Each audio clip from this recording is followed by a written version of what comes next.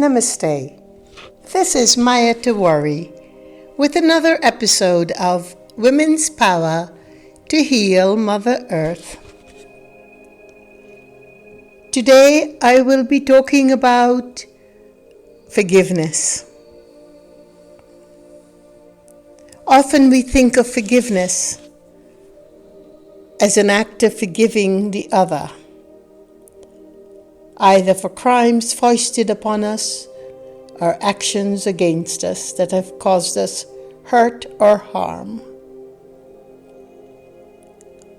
But I have learned that the greater part of forgiveness lies in forgiving ourselves. For every situation of angst, hurt, and violence that we find ourselves immersed in is created by an invisible web of cause and effect. This web could have gone back as far into the past as a millennia ago. In my Vedic lineage, we ascribe our knowledge of the actions to the cause and effect of karma, and understand that somewhere in the vast tapestry of our ancestral history, we must have somehow created dark events that later come to visit. But this is not to fault our past or our past actions. The understanding knowledge of who we are, our experience, and how they come about in order to continue to fill the vault of awareness, which is our goal as individuals. As humans, we are here to charge forward with greater awareness every day. There are things we cannot see and do not know, no matter how much we have learned, and regardless of how much we have experienced. Why then, in my Vedic tradition, do we say that it takes more than 7 million rebirths to come into this incredible consciousness, this awareness of who we are as divine, sacred, immutable beings that cannot be touched by evil, even though, as I speak to you in this podcast, we're talking about violence upon ourselves. We're talking about being the victims of certain activities. We're talking about all of the ground that give us cause to discuss the efficacy and necessity of forgiveness. I have shared a bit about my own personal story of being a target of violence by an organized group that engaged the hyper-local community right around me. Went on for years. The most difficult thing that I have had to do in my life is to keep on forgiving this community for the violence they bestow upon me. The relentless tedium of it that happened every day, every night, as they continued their misguided acts. When the heinous continues after each act of forgiveness, I wondered about the quality of my forgiveness. Should forgiveness not curtail such energies from becoming materialized? In my understanding of forgiveness, it should. And I recognize that there must be a flaw in the way I was forgiving. That I probably was not wholeheartedly diving into the act of forgiving these known and unknown creatures. The answer was to be found in an act so subtle, an act so simple. I understood then, as nature herself has been my guide from as far back as I can remember, and as I sit in this beautiful pisca forest, where light is continually gleaming through the leaves of the trees in a myriad colors of exquisite form, I realized that I first needed to forgive myself. You see, forgiveness is not an isolated act or a singular act or an intent we do once. Forgiveness is an attitude. It is an awareness. It is a knowledge, it's a wisdom that is born of recognizing our own humanity.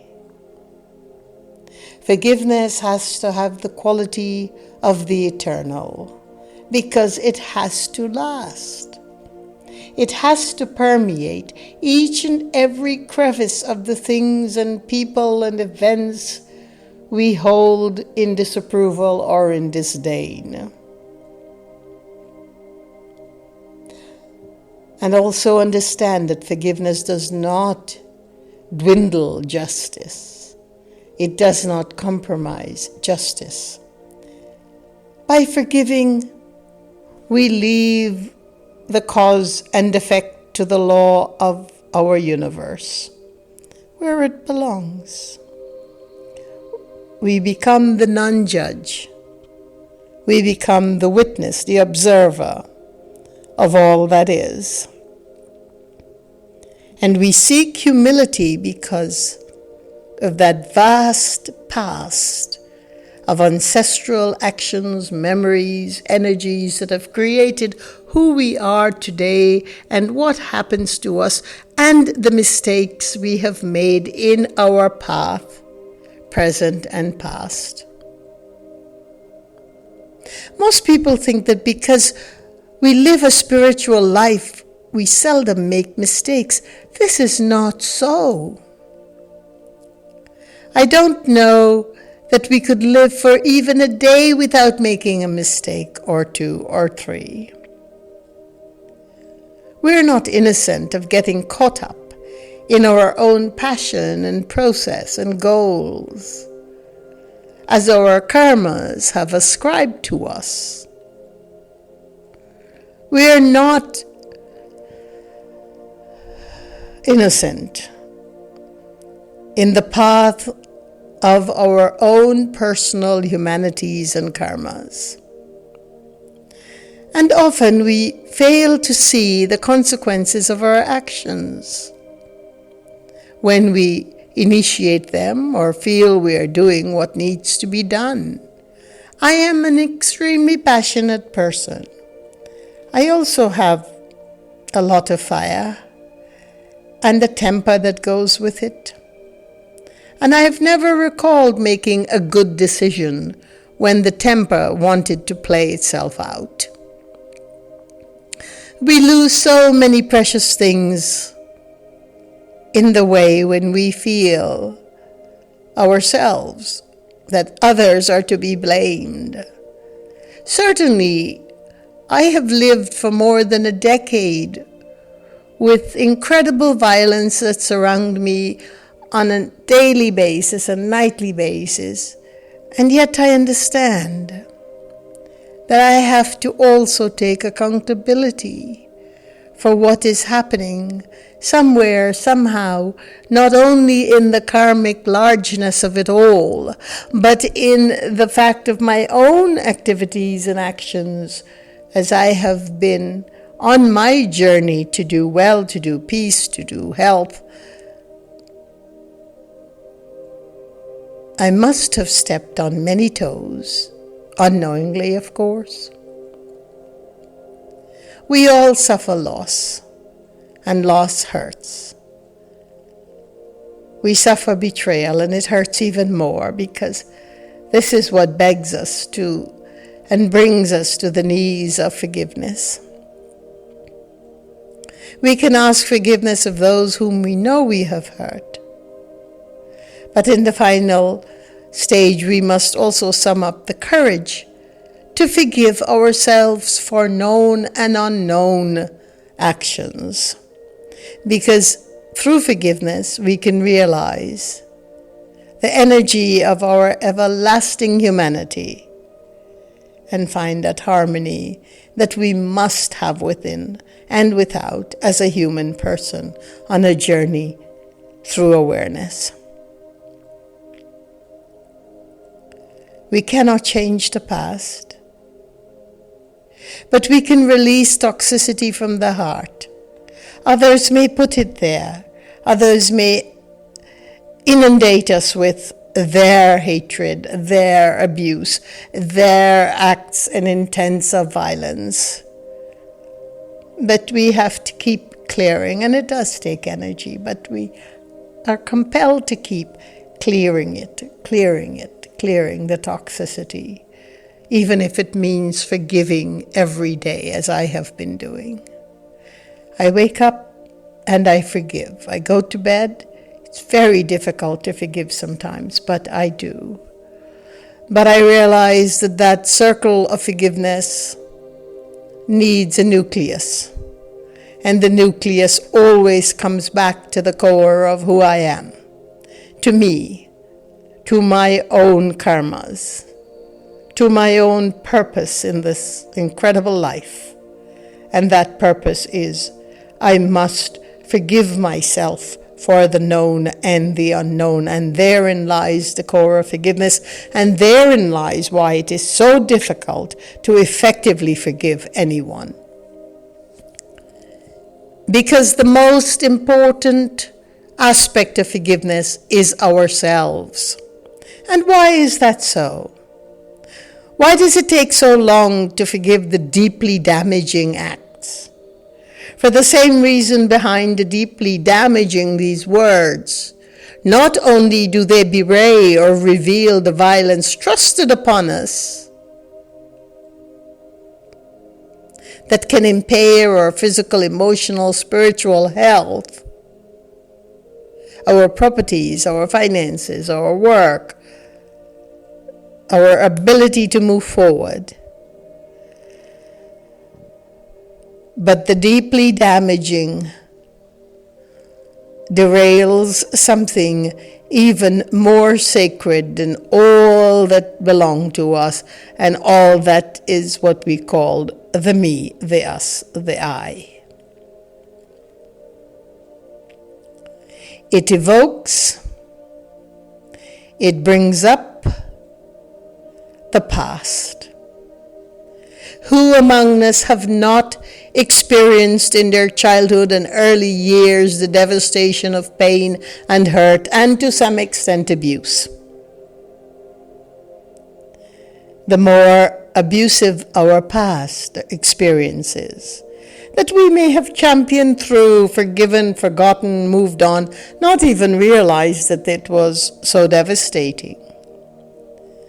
But when we are faced with abuse and violence, it evokes the partnership of past regressions that we have carried in our memory field, in our cognition, the hurts of the early life that huddles and piles up with the angst of the present.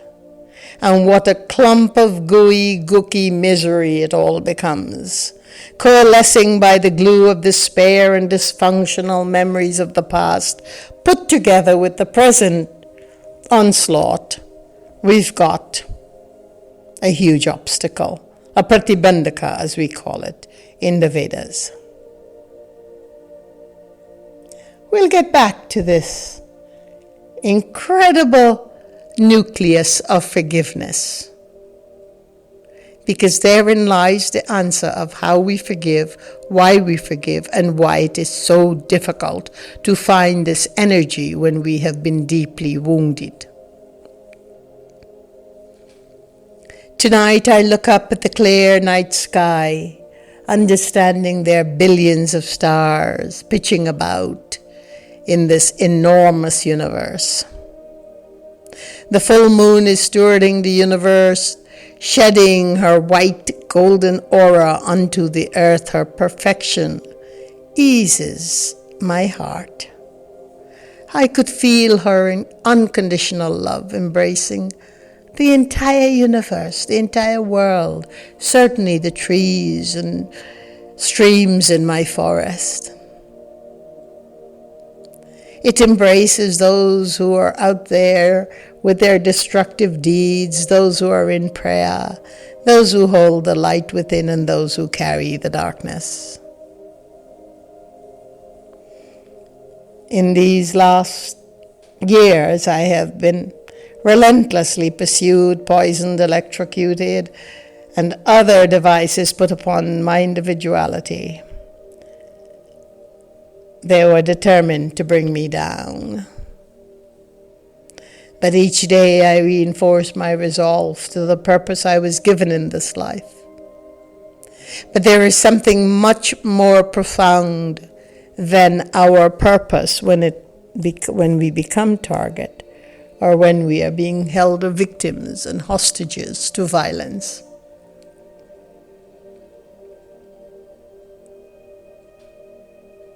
The key that opens the door for healing is only forgiveness.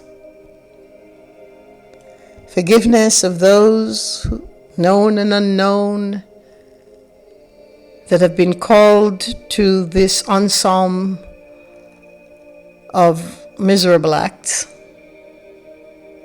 But as I said, we do not heal, and we find it so difficult to forgive because we miss one central aspect for forgiveness and of forgiveness, and that is to forgive ourselves. We must. For the known and unknown past of our ancestral walk, to the baggages and the mountainous amount of memories that each one of us carry. Because when the present violence aligns with that package, as I said before, it coalesces into this impasse that makes it difficult for us to recognize that we are part of the exchange. And therefore, in this sense, forgiving ourselves is even more important than understanding who is doing what and forgiving them.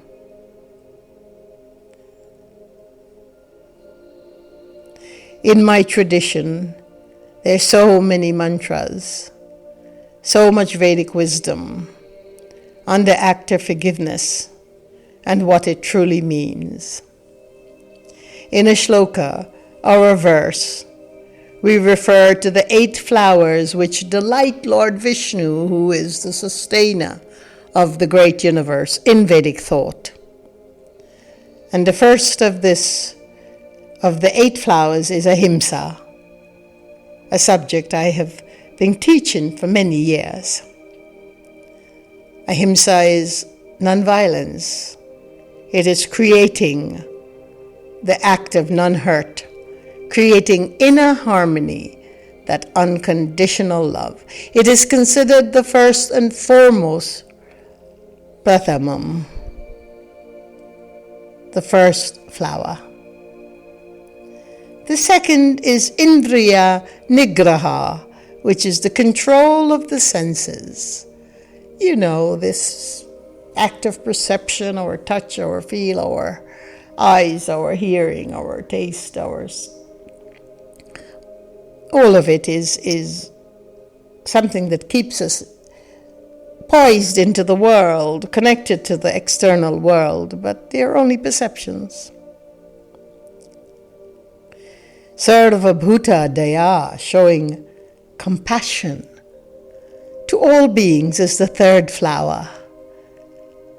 Compassion here also means forgiveness for all living beings. And Kshama, tolerance, patience, also implies forgiveness. Jnanam, knowledge, but jnanam isn't just the book knowledge. It isn't just what we have learned as scholars. It isn't what we go out to get our degrees, our academic degrees grading in. It is what is called the lived knowledge. The knowledge that is seasoned into personal wisdom through what we have experienced and recognized through our own human awareness.